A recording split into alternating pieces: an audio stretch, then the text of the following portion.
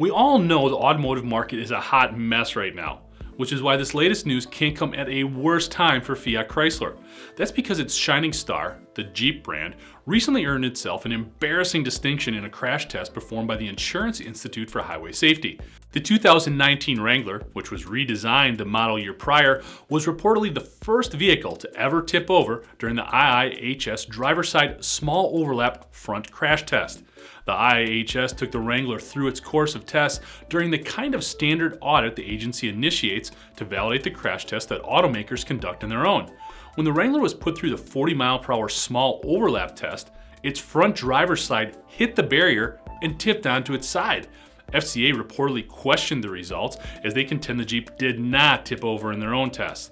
The IIHS said they'd reconfigure the propulsion system and perform the test a second time, and even got FCA's approval on the new test method. And unfortunately for FCA, the Wrangler tipped over again. The Wrangler earned good marks in the other tests, but the IIHS gave it a marginal rating for the small overlap test.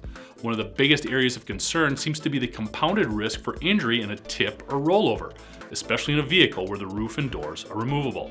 Fiat Chrysler told CNET's Roadshow that it's produced 500,000 of these vehicles, and thus far is unaware of any incidents that correlate with the vehicle dynamic portion of the IIHS test result. I'm Jeff Ranke, and this is IEN Now.